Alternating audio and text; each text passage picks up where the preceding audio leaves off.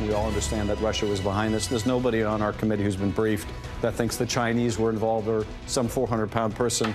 No, this was a state actor, and that state actor was Russia. We don't know that the Russians were involved with Podesta.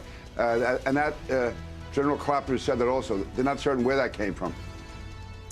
So let's bring in those two congressmen you just saw. They both sit on the House Select Intelligence Committee, the ranking Democratic member Adam Schiff of California, and the former chair of the committee, Republican Peter King of New York. I want to get to Congress's role in investigating and responding to the hacks in a moment. But first, Congressman King, we heard you right there questioning whether Russia was behind the hack of Clinton campaign chair John Podesta. Why don't you buy the consensus of the intelligence community on that?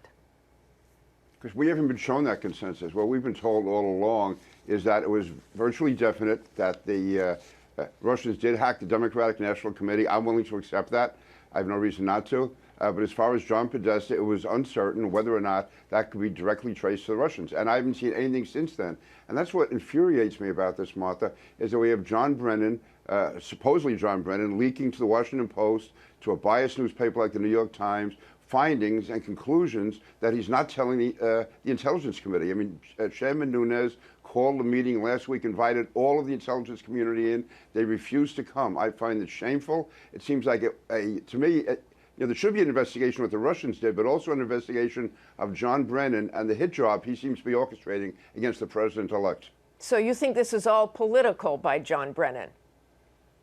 I think that certainly when he comes out and leaks to the newspapers that the entire intelligence community has concluded that the Russians were targeting Hillary Clinton and favoring Donald Trump, when we've never been told that before. Certainly Director Comey didn't tell us that. I've not heard that from Director Clapper. So if that is such a dramatic finding, such a dramatic conclusion, then what he should have done is gone before the entire Intelligence Committee, briefed us on it. If that's the case, I'll accept it. I'm not saying it didn't happen. I'm just saying we've been given no evidence on it. When you have these stories mysteriously appearing in the newspaper, when we've been told the opposite, or either the opposite or nothing at all on it, and then suddenly it appears right before the Electoral College's meeting, I find it shameful. And listen, I think Putin is evil. I think the Russians are guilty of incredibly evil hacking around the world. They constantly try to hack the United States. I'm not in any way defending Russia, but I'm saying this final conclusion about what he's saying about Trump and Clinton,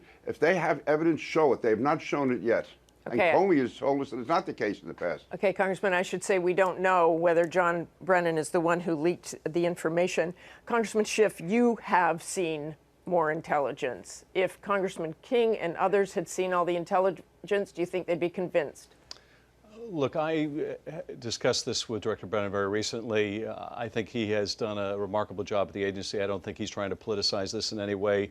I do think there's a consensus among the top leadership in the intelligence community, not only of who was responsible, but why.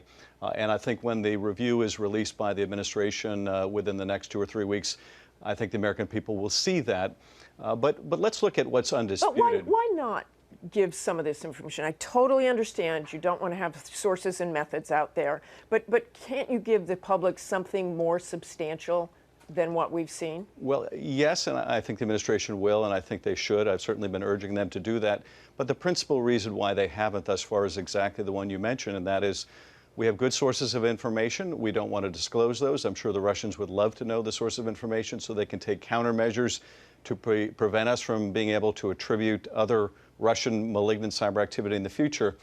And the administration shouldn't disclose that.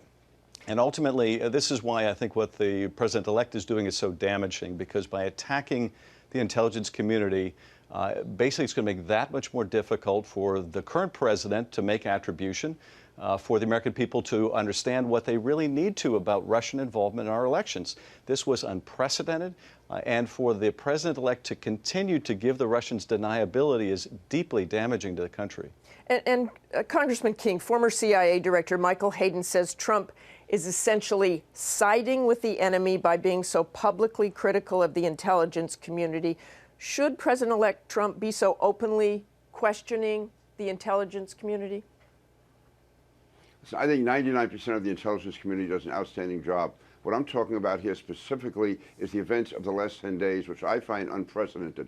And I know Adam says he spoke to Director Brennan. I have a great regard for Adam, so please, this is nothing between me and Adam. But I spoke to Chairman Nunes yesterday. He told me he has spoken to Director Brennan, and the information he got has not changed his opinion at all. I'm just saying, come in and brief the entire committee. You don't have to tell the American public or the Russians now all the evidence we have, but the House Intelligence Committee and the Senate Intelligence Committee, they're the ones who have the legal obligation and responsibility to oversee the CIA, and the CIA has the obligation to deal with that committee. That's their legal obligation, not to be giving it to the Washington Post or the New York Times. And if it's not Director Brennan that gave it to the Washington Post, then he should be carrying out a full-scale investigation to find out who in the intelligence community is talking to the media on this issue when they're not talking to the elected representatives. And Congressman Schiff, I want to go back to the original question that I asked Congressman King. Do you believe President-elect Trump is inflicting some sort of damage, long-term damage with the intelligence community because of the things he said?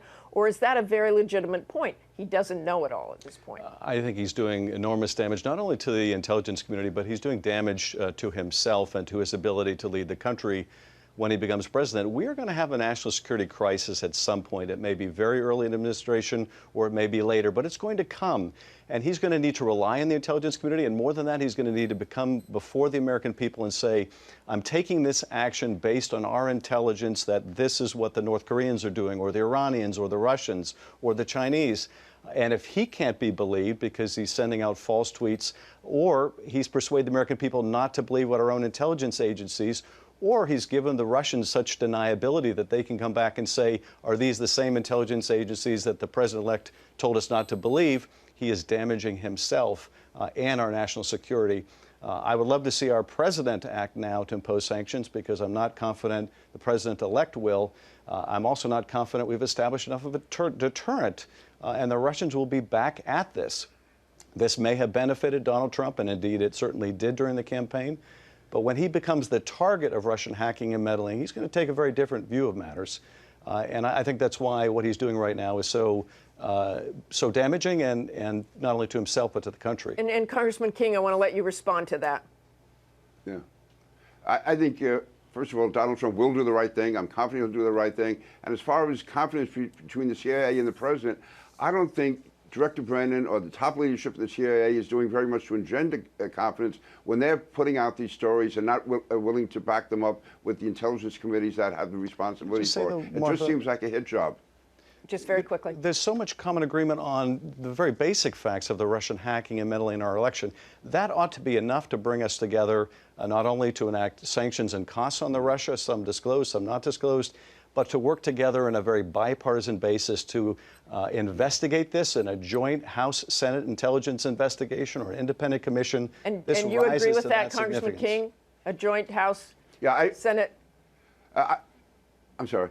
Yeah, I definitely agree there should be an investigation. I think the intelligence committees are the ones best equipped to do it in both the House and the Senate. If it's joint between the House and the Senate, that's fine. I think creating a new commission or a new committee takes so long to get the staff together, everything together. Right now, both the House and Senate committees have everything in place to carry out an investigation, and it should be done. I agree with Adam. I think if concerted action is necessary, we should take it and support the president, whether it's President Obama between now and January 20th or President Trump after January 20th. Okay, thanks to both of you.